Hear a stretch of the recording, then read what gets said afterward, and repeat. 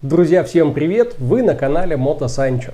И сегодня мы с вами займемся техническим обслуживанием мотоцикла Honda VT700 86 года выпуска. Совсем недавно мы вернулись из большого путешествия по Европе, в котором эта Honda добросовестно везла нас целых 7500 километров. А значит, пора заменить масло, фильтр, также, я думаю, антифриз, масло в редукторе, ну и все остальное посмотреть. В процессе путешествия выявились некоторые проблемки. Но начнем с посылок. Для того, чтобы нам было что и на что менять, я сразу запасные части заказал, и вот они доставлены. Упаковка номер 1 – это термостат. В дорогу мы отправились без термостата вовсе, потому что мой старый термостат, вот он, отказывался открываться, и антифриз постоянно гоняло по короткому кругу, двигатель перегревался.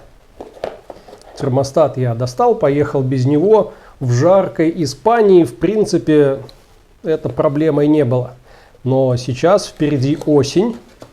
Будет прохладно, и для того, чтобы двигатель выходил на нормальную рабочую температуру, термостат нужен. Так, видим, что он по конфигурации отличается, но нам главное что? Главное принцип работы, а также внешние габариты. Диаметр тот же, высота та же. Отлично. Здесь на обороте видим цифры 82 градуса Цельсия, 180 Фаренгейт. Это температура, при которой он будет срабатывать. И есть здесь вот небольшой такой клапанок перепускной, через который даже при закрытом термостате что-то будет просачиваться. Также в комплекте вижу идут уплотнительные какие-то прокладки, уплотнительные резинки. Дело в том, что термостат я заказывал по артикулу, но не для своей Honda. То есть артикул ровно тот же, но комплект для какого-то автомобиля. Поэтому здесь много лишнего. Отлично. Термостаты мы чуть позже еще проверим. Также нюанс был с датчиком включения вентилятора. Я перед путешествием заменил его на новый китайский, и какое-то время он работал. Но уже на обратном пути в Испании начались с ним проблемы. Он не то чтобы отказался работать вовсе, но забарахлил. Для того, чтобы вентилятор включался, надо было постоянно на датчике шевелить контакт. Опять проблема с включением вентилятора. С этим надо что-то делать. Вот, включаю зажигание. Вентилятор молчит. Помпа журчит.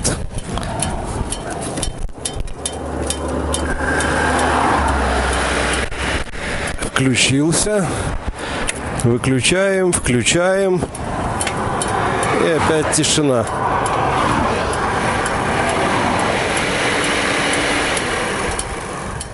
Это было очень странно, хотя контакт вроде есть, но вот не включается вентилятор и все. Буквально пальцем дотрагиваешься, заработал. И я думаю, что мой старый датчик, оригинальный хондовский, не работал не сам по себе, а из-за закрытого термостата не нагревался до температуры включения. Его тоже надо будет сейчас проверить. Если заработает, то верну его обратно. Двигаемся дальше. Есть у меня вот такая коробка с надписью «Матюль», но внутри не матюль. Это масло, но более мне привычное и более дешевое, ну или, скажем так, менее дорогое. Это масло 20W50 Манол. Именно мотомасло. предназначенная для Харлеев в данном случае. Почему 20В50, сейчас объясню. Дело в том, что мой мотор подъедает масло. Скорее всего, виной этому изношенные и задубевшие маслосъемные колпачки. Это проблема многих старых Хонд. И по-хорошему надо бы это вылечить, разобрать двигатель, заменить маслосъемные колпачки, все собрать. Но как полумера вполне подойдет масло чуть погуще, которое не так будет просачиваться, не так быстро падать уровень. Чтобы вы понимали, у меня на 7500 километров пробега ушло чуть меньше 2 литров масла. Посмотрим, что покажет 20В50. Так, тут какие-то бумажки.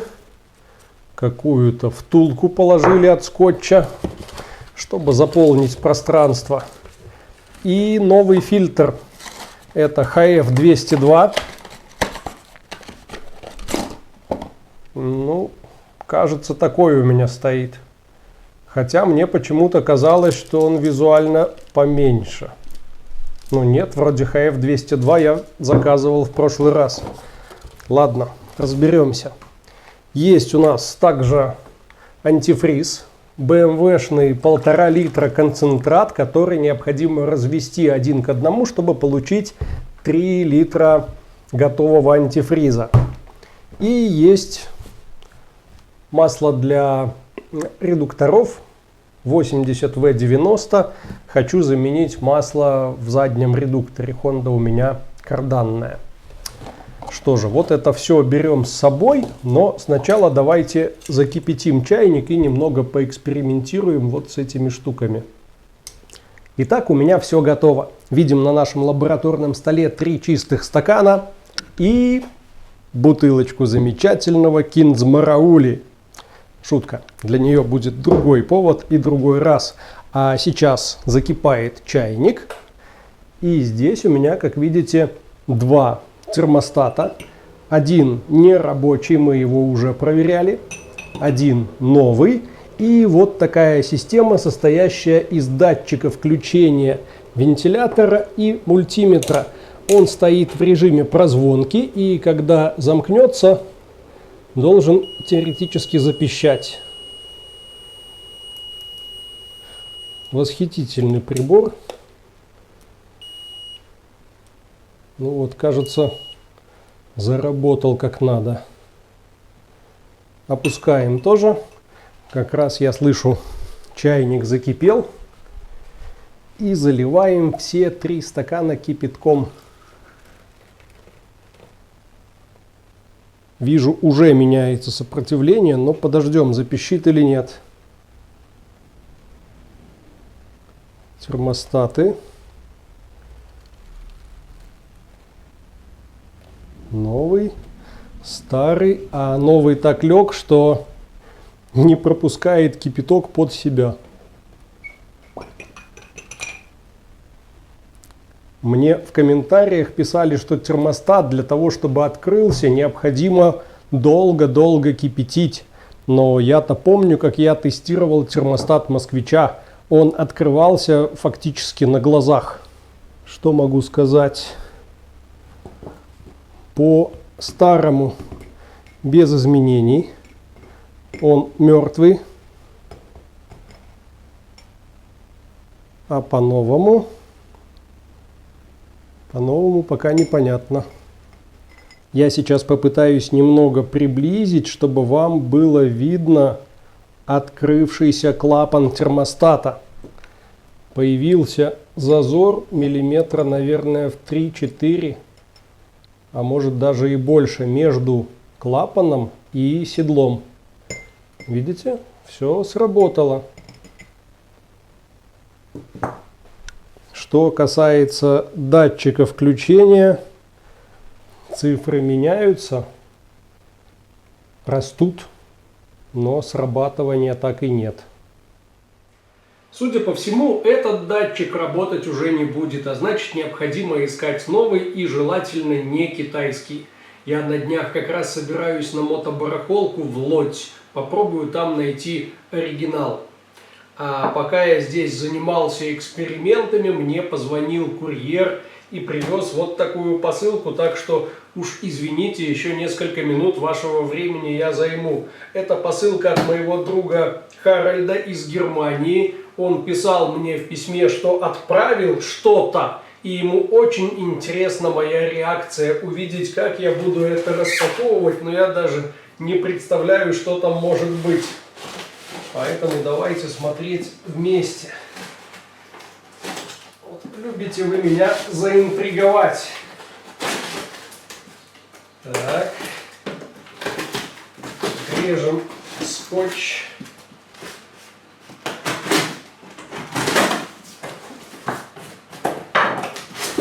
Ого! Здесь немало всего. Я буду выкладывать на стол, чтобы было видно. Во-первых, это, кажется, кофе Далмайер, либо чай. На ощупь кажется чай. Но Далмайер это ведь кофе. Classic, Gold, Premium. Не написано, что это. Нет, все-таки кофе. Отлично.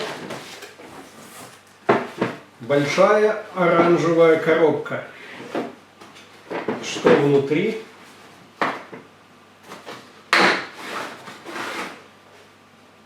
Что там? О, это компрессометр. Классный, новый. Муха не сидела компрессометр. Очень полезная вещь. Полезная при поиске транспорта. Хоть автомобиля, хоть мотоцикла. Пришел, посмотрел, спросил у продавца, а можем мы компрессию померить? Оп! И сразу видишь, в каком состоянии поршневая. Я, когда свою Хонду покупал, компрессию мерил и очень обрадовался, когда увидел, что на обоих цилиндрах по 10 атмосфер. Классно. Едем дальше. Два больших шприца для технических нужд, для всяческих промывок, откачек. Нет, даже не два, еще пара. Рукавички, немного пластиковых пакетов и какие-то подзарядные устройства, какие-то провода. От чего это провода? Это, судя по всему, блок питания.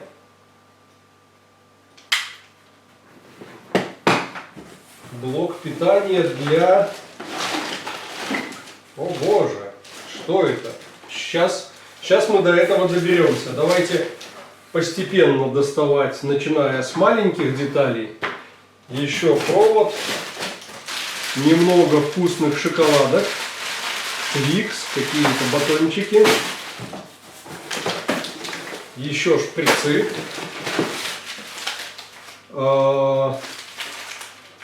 Это, судя по всему, какие-то катетеры. Надеваются на шприц и можно масло выкачивать, допустим, из двигателя. В общем, медицинское хозяйство. Снова шприцы. Шприцами я обеспечен надолго. Так, это что такое? Какая-то диджитал розетка. Если я правильно понимаю, этой штукой можно задать время включения и выключения какого-нибудь прибора с точностью до минуты. Втыкаешь в розетку, сюда включаешь, ну не знаю, лампу. И она включается в заданное время, имитируя, что ты вроде как дома. Ну, это если я верно догадываюсь о назначении этого устройства. Едем дальше. Так, это стопы-повороты. Что-то похожее стоит у меня на коляске на Ижевской, светодиодный, только там немножечко стекло отличается. А так форм-фактор один в один такой же.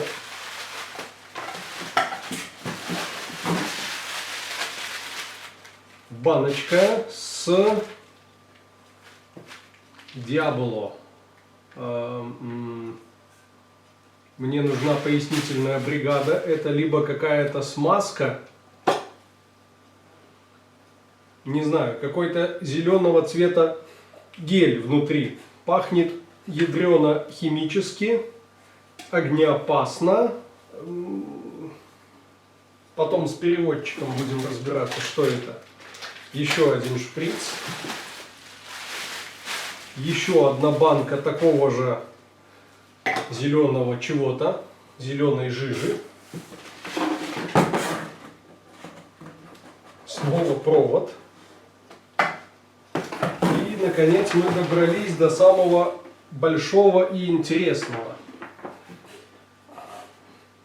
А что это? Что за самогонный аппарат? Так. Есть минимум, есть максимум, регулятор, есть манометр, который показывает разрежение до минус 1 атмосферы, до минус 1 бар, так? И есть банка.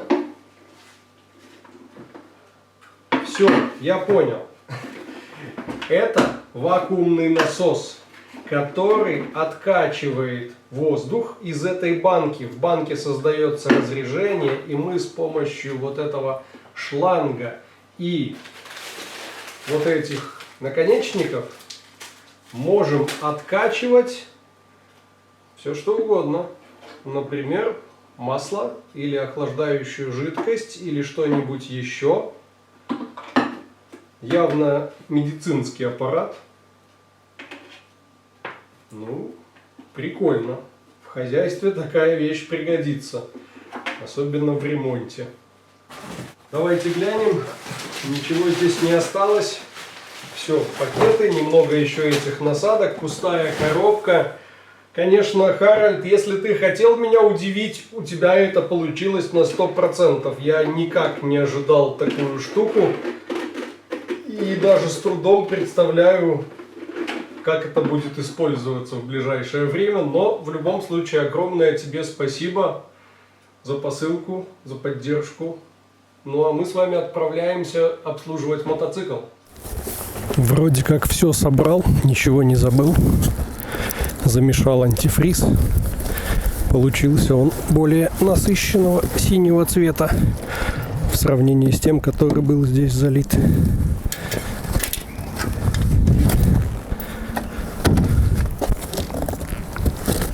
Масла, фильтр, рюкзак с теплой кофтой на тот момент, когда похолодает.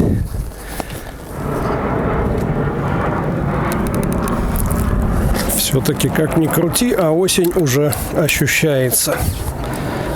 Так, подсос. Кстати, не знаю, обратили вы внимание или нет, у меня какая-то проблема с лампочкой нейтралки.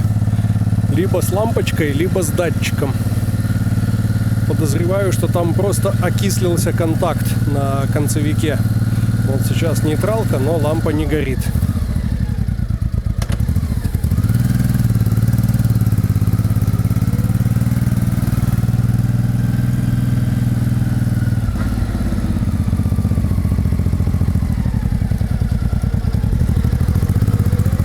Изначально я думал ехать, как обычно, на парковочку.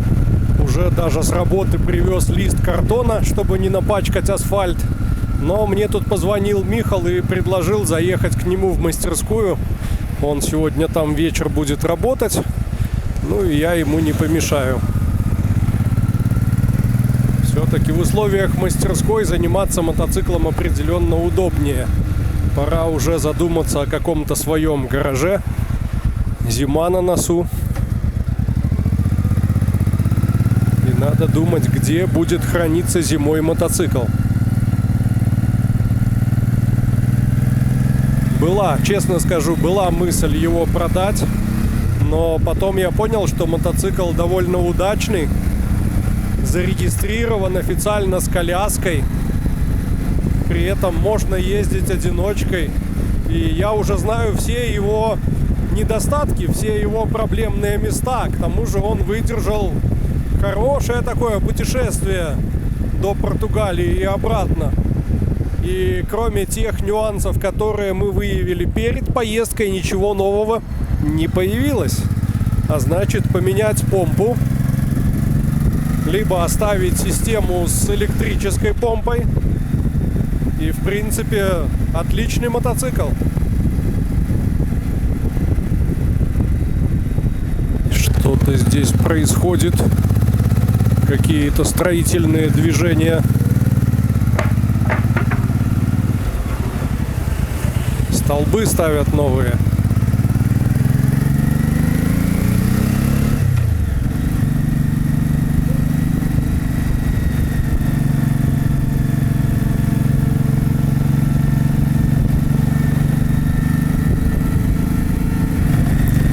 И вот когда уже почти доехал, вспомнил, что же я все-таки забыл. А забыл я дома термостат. Он у меня лежал не в общей коробке, поэтому остался. Но возвращаться уже не буду. Значит, ограничимся сегодня заменой масла в двигателе и масла в редукторе. А антифриз и системой охлаждения займемся потом. Может быть, получится на мотобарахолке найти датчик включения вентилятора. Его тоже необходимо вкручивать в радиатор снизу. И для этого желательно антифриз опять же сливать. Значит, не судьба.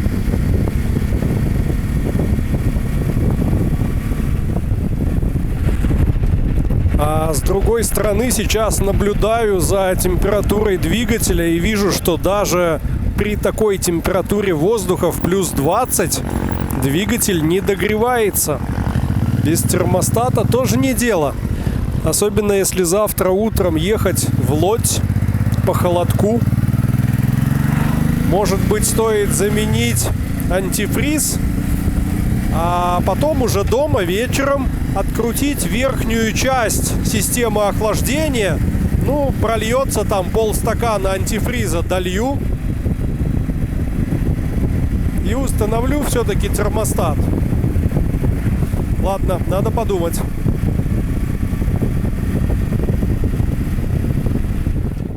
И вот я уже добрался. Начнем давайте традиционно с замены масла, пока двигатель горячий и масло все взбаламучено. Вся грязь в нем размешалась и сольется вместе с грязным маслом. Так, выкручиваем пробку. Ох, горячее все. Все горячее.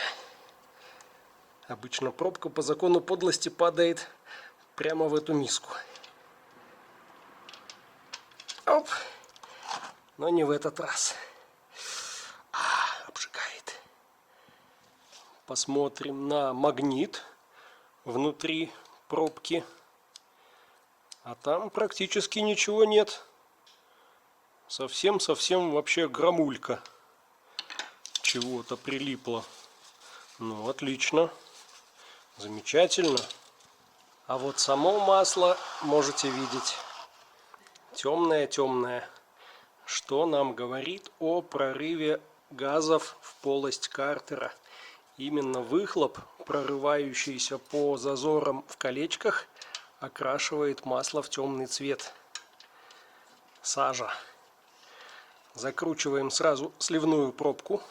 Был у меня уже такой опыт, когда начал заливать чистое масло, не закрутив пробку, и все оно в итоге оказалось под мотоциклом. Обычно такой опыт очень здорово усваивается, и повторять его не хочется. Следующим этапом давайте открутим масляный фильтр. Закручиваю я их всегда от руки, а откручивать приходится с помощью вот таких приспособлений. Ну, главное с места сорвать, а там уже идет легко. Так. Почти. Оп. Сейчас увидим, не ошибся ли я с заказом. HF 202. Да, то, что надо. Именно такой мне и приехал. Уплотнительную резинку на новом фильтре смачиваем свежим моторным маслом. Вот так. Все должно быть смазано. И затем его устанавливаем. Как и говорил, затягиваю чисто рукой, без всяких приспособлений. А в процессе так напрягся, что вот у меня теперь современные модные джинсы. Маслосистема этой Honda вмещает около 2,5 литров масла, поэтому первые две пляшки заливаем не глядя, а вот третью буду лить не спеша, постепенно, контролируя уровень по щупу. Кстати, гляньте, какая пломба на маноле, который продают в Польше. Во-первых, пробку еще попробую открути. Очень плотная. А во-вторых, под ней вот что. В Беларуси мне обычно попадалась просто фольга. В лучшем случае на ней какой-нибудь номер был или дата розлива. Здесь же, видите, специальный поясок для удобства открывания. Сделано в Евросоюзе. Оригинальное качество. Долил масло до верхней метки, вкрутил щуп, включаем зажигание и запускаем двигатель, чтобы масло это по системе разогнать и заполнить фильтр.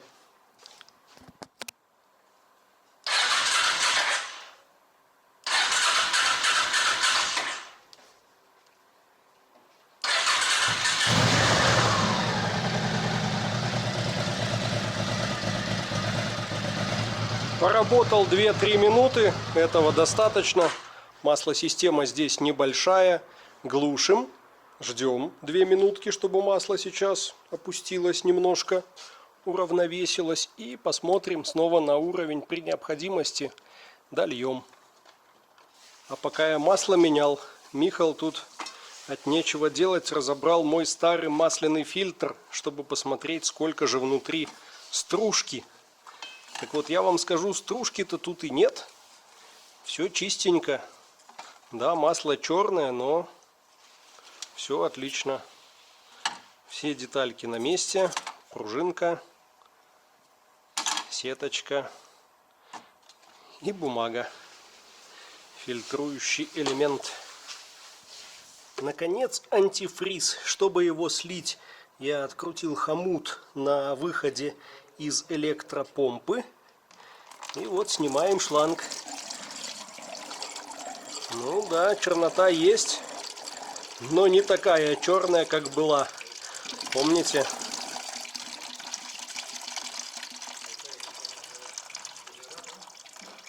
Через заливную пробочку заливаем новый антифриз до самого верха.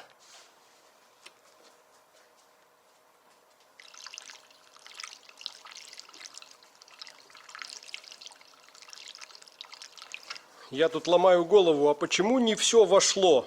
А потом вспоминаю, что у меня было 1,5 литра концентрата, 1,5 литра дистиллированной воды, то есть в итоге получилось 3, а объем системы охлаждения как раз около 1,5 литров. Видите, все, антифриз стоит под горловину. Кстати, можем прокачать его прям в ручном режиме. Забурлил. Какие-то пузыри выходят. Ну и заглянем в расширительный бачок. Светится синим, антифриз есть. И вон видна полоса уровня. Оставлю, сливать оттуда не буду. Ну отлично, здесь не падает. Значит, можно закрывать. Вот, пожалуй, и все. Остатки антифриза на доливку, на целую замену даже. Остатки моторного масла на доливку. И, да, масло трансмиссионное. Я так торопился, что забыл снять, как его заменил. Потому как на улице уже ночь, стемнело. Пора возвращаться домой и готовиться к завтрашней поездке. Завтра утром стартуем в Лодзь. Что касается термостата я решил его пока не ставить. А как мы будем прогревать двигатель? Мы просто выключим электропомпу. Я для этого сниму силовое реле. На помпу не пойдет питание, она не будет работать. Антифриз будет циркулировать исключительно за счет конвекции. Когда прогреется двигатель и стрелка пойдет вверх, тогда помпу включу, и вот и все. Вот и поехали. Получается, что у нас будет принудительный подогрев двигателя и принудительное охлаждение. Помните, вместо датчика включения вентилятора у меня прямой провод. Да, чем дальше, тем больше Honda становится похожа на Урал. Это тоже заберем для следующих ремонтов. Ну вот, пожалуй, и все. Мотоцикл обслужили, хотя бы минимально. Можем ехать. Ехать решил не автострадой, а деревнями, чтобы в любой момент иметь возможность остановиться и поставить реле на место, чтобы началось охлаждение. И вот я почти доехал. Хочу рассказать вам о ходе эксперимента, о своих наблюдениях. Первые 2 километра стрелка температуры стояла на нижней отметке, как привязанная. Потом довольно динамично пошла вверх и дошла до середины. В этот момент, я думаю, и началась та самая конвекция. Это когда антифриз нагревается от двигателя и поднимается вверх, выдавливая холодный антифриз в радиатор, где он опускается вниз к помпе и снова заходит в двигатель, нагреваясь, и таким образом все это циркулирует, как в домашних системах со старыми газовыми котлами, где насосов принудительной прокачки не было. Вот здесь приблизительно то же самое. Не знаю, хватит ли такого способа охлаждения для жаркого дня. Наверное, вряд ли. Но вот сейчас ночью плюс 15 у меня на внешнем термометре. И этого вполне достаточно.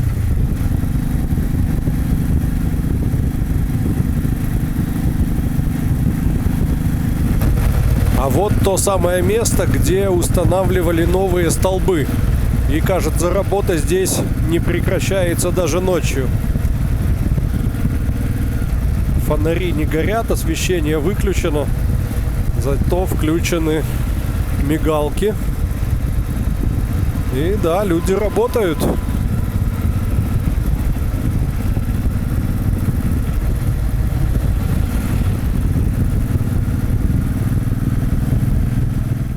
Вот, пожалуй, и все на сегодня.